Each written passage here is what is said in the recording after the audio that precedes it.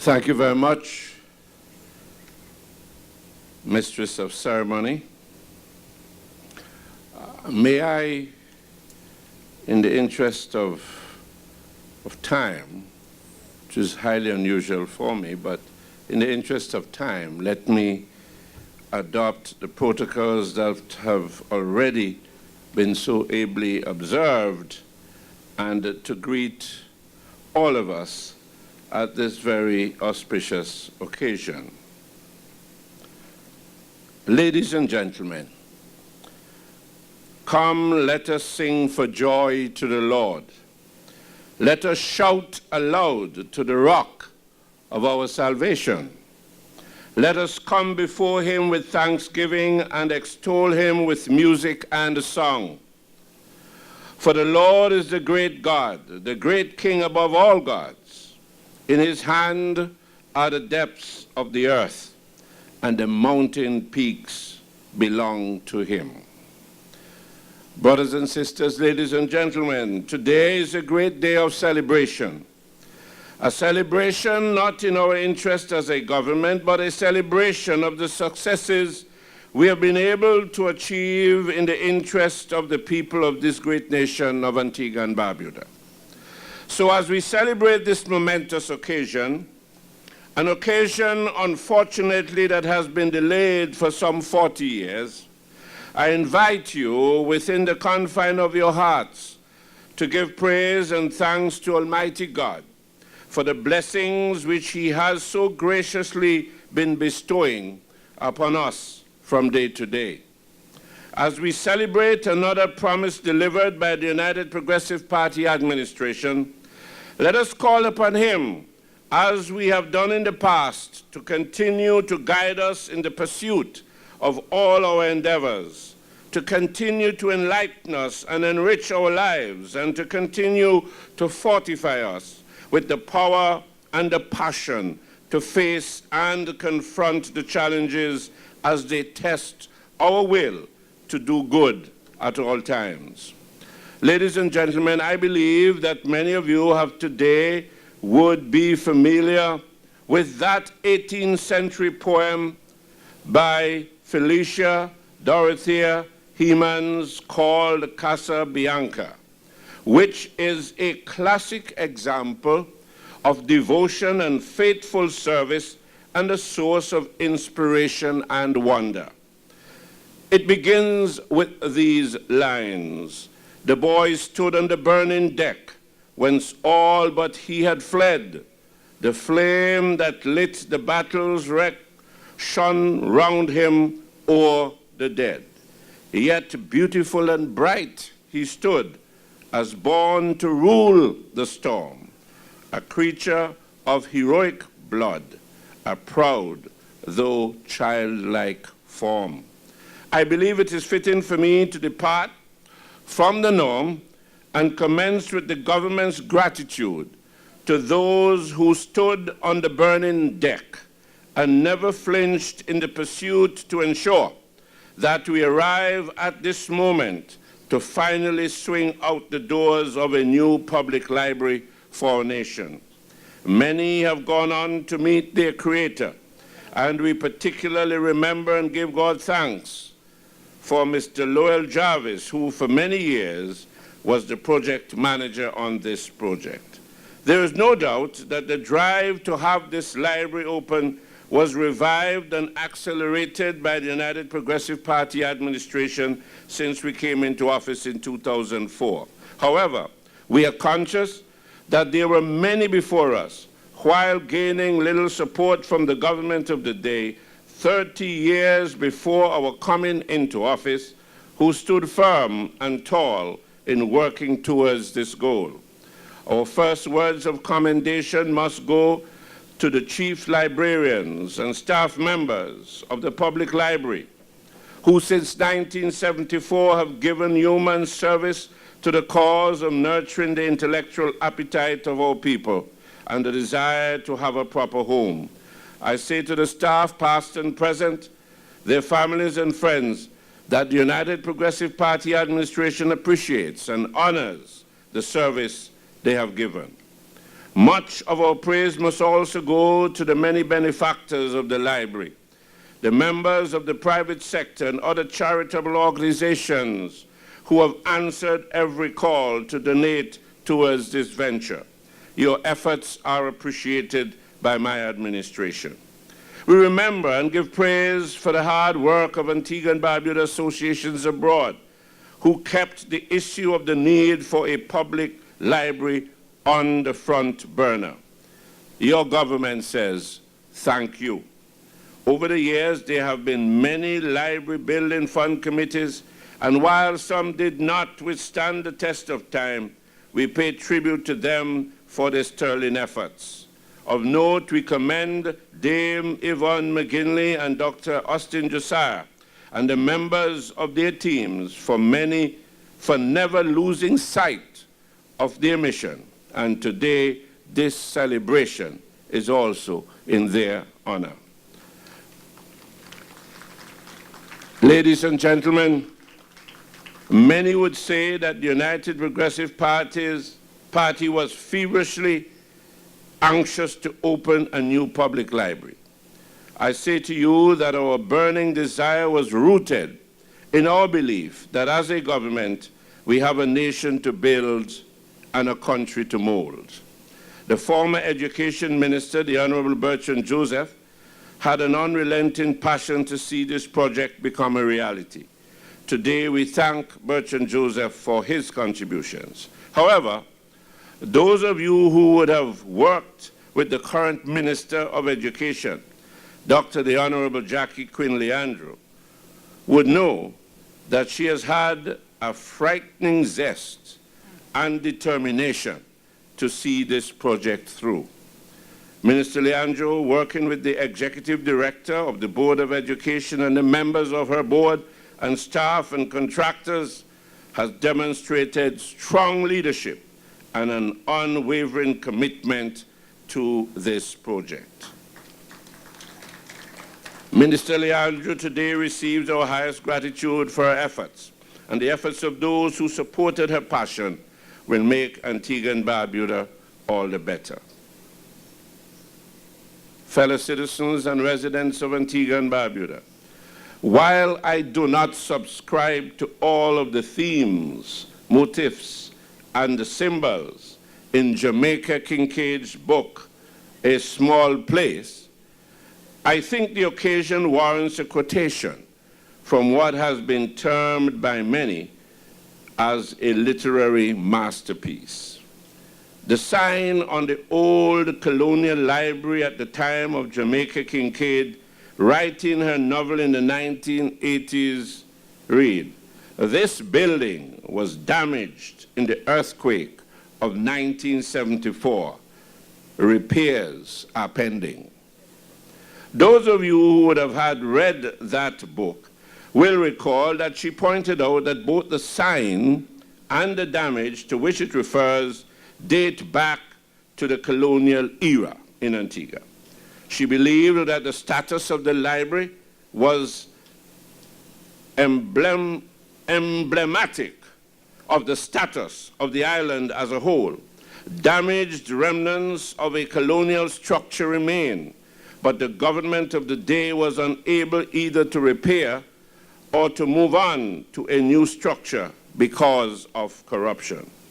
On the other hand, to demonstrate the importance of a library to her and to a nation's education development, she went on to detail her fond, sometimes ambivalent feelings toward the old library, which was a haven of beauty and an escape into reading for her as a child. I beg leave to quote briefly from the pages of A Small Place. "This librarian kept a close watch on me, making sure that I didn't walk out with books held tightly between my legs or in the basket that I carried to hold my Saturday afternoon purchases. And so again, can you see why it is that the library might mean something to me? Why it might make me feel sad to see it reduced to its present condition, end of quote. Jamaica Kincaid's passion to see a new library is one that is shared. In fact, it is a key component of our drive to develop a pluralistic, participatory, and inclusive knowledge-based society. Libraries are key institutions in the context of achieving this goal. At the core of libraries are their missions to provide information, literacy, education, and culture. This structure, which we dedicate today and which forms part of our mandate to the people to provide the greatest good to the greatest number, will be the watering hole for individuals who hunger for free and equitable access to information, be it in written, electronic, or audiovisual form, and an avenue for knowledge collection of the past and present, and making it available to the general public. From the first day in office in 2004, the mission of the United Progressive Party administration has been one to build an educated society through our education and information technology policies and programs. The world in which we currently live abounds with innumerable brilliant words of wisdom. The abiding purpose of many has been to impress upon nations with increasing emphasis and regularity the unquantifiable and infinite value of quality education in driving man's relentless search for self-fulfillment and realizing the vision of all nations, the vision of freedom and democracy, equality of opportunity, and attainment of the highest possible quality of life for all.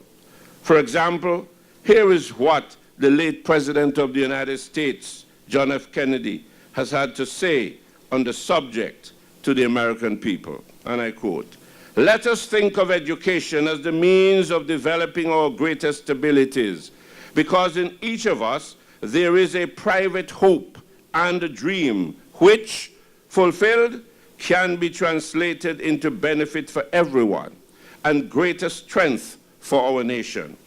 Our progress as a nation can be no swifter than our progress in education. The human mind is our fundamental resource." End of quote. The United Progressive Party administration not only believes in this promise, but we go further and stated as part of our philosophy that we see lifelong learning for all as the critical path to a successful future in the knowledge-driven 21st century, unquote. A quick glance at our accomplishments is enough for you to come to terms with the fact that the philosophy which dictated our vision for the goal of quality education was intellectually and intelligently conceptualized. It was no idle pie-in-the-sky dream. It was not a concoction designed to play games with your genuine parental expectations or to deceptively prey on the heartfelt and burning ambitions and passionate aspirations of the nation's children, your children. Examined within the context of the drastically changed environment of the world of education today, you will see the clear consistency in the position which we had taken. The interconnection is seamless. It was all about preparing our people, as we pledged then, and we pledge more emphatically today, to meet the challenges of the 21st century. From the day that the United Progressive Party came into office, the UPP's expenditure on the portfolio of education has exceeded $600 million. The rationale for this is very straightforward.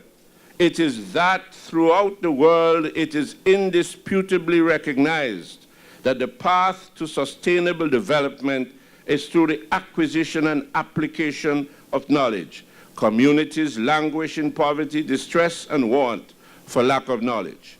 In keeping with the norms of contemporary enlightened societies, we in the UPP share the firm conviction that education is a fundamental right of every child and that talent should not be wasted just because someone is born into unfortunate conditions of poverty and misery. In the new societies which are emerging worldwide, leaders like ourselves are convinced that a favorable environment for education and growth is the key to producing the most effective and relevant world leaders of tomorrow. For this very reason, we deliberately and consciously determined to place at the top of the agenda of our nation-building priorities our flagship program, which allowed for over 2,000 scholarships to have been awarded to our young and talented citizens drawn from all communities nationwide. You will also be pleased to know that of the approximately 40 pledges which we made in our 2004 and 2009 manifestos in support of our quest to be second to none in the field of education, we have so far delivered on not less than 27 of these, a ratio of approximately 60%. It is a feat never before attained individually or collectively by any or all opposition administrations. Standing tall among these achievements have been the steps which we have taken to equip our charges for the revolutionary world of technology. We have established community computer access centers and youth empowerment centers in primary schools, established mobile IT classrooms, all well fitted out. We have introduced multilingual studies for the entire nation, ensured that the physically and visually impaired and our specially challenged citizens benefit from all the new technologies. Laptops have been issued to institutions or institutes of higher learning, and we have provided for high-speed internet access at homes of private sector students. Not to be outdone, we have upgraded and improved the physical infrastructure and provided additional amenities at the primary and secondary schools in Barbuda and awarded over 40 scholarships for young people in our sister isle to attend university in various parts of the world. To top it all off, today we dedicate the new Antigua and Barbuda National Public Library. For this, ladies and gentlemen, I believe 3 cheers are in order for the completion of the Antigua and Barbuda National Public Library. Another promise made, another promise delivered. Hip, hip, hip. Hip, hip, hip. Hip, hip, hip. Ladies and gentlemen, I can go on and on reciting for your pride and joy the unparalleled strides which we have made in opening up so many doors of opportunity for our young citizens and people, to give them the best possible leverage to lead useful, productive, worthy, and worthwhile lives. It is our pledge to continue to create for our people the space which is rightfully and justifiably theirs to make their own personal, intellectually empowered contribution in their special and unique field of choice to the growth and development of our beloved society, to afford them the opportunity to participate and be involved in the making of the new society that Antigua and Barbuda has now become. This library is a key tool in our people accomplishing their goals. I am, however, aware of the challenge libraries face today, which is adapting to technological change in a suitable and pertinent manner. The Ministry of Education and the Ministry of Science and Technology are already taking steps to ensure that over time, this facility will be equipped with the most modern technology available in library use. It is also our belief that if this National Public Library is to effectively use and promote relevant digital technologies, that training for library and information science professionals must be a priority. We therefore make it our commitment to ensure that the staff of this institution receives regular training in information literacy, information ethics, digital preservation, information accessibility, and information for development. Ladies and gentlemen, for the United Progressive Party administration, literacy is the most significant foundation upon which to build a comprehensive, inclusive, and integrated lifelong and life-wide learning for all young people and adults. In my government's next term in office, it is our pledge to further advance our education agenda with the upgrading of the Antigua State College and the establishment of the University of Antigua and Barbuda. This library is a significant development factor which will provide access to a wealth of information, be they online or offline. This new public library has a role to play in our nation's development and ensuring that we do build an educated society. I urge you to be proud of this institution. You have waited a long time for this day. Take pride in knowing that a new day has come. The dark clouds have been removed and the skies are a bright blue. This is our library. This is your library. May God bless Antigua and Barbuda. May God bless each and every one of us. Thank you very much.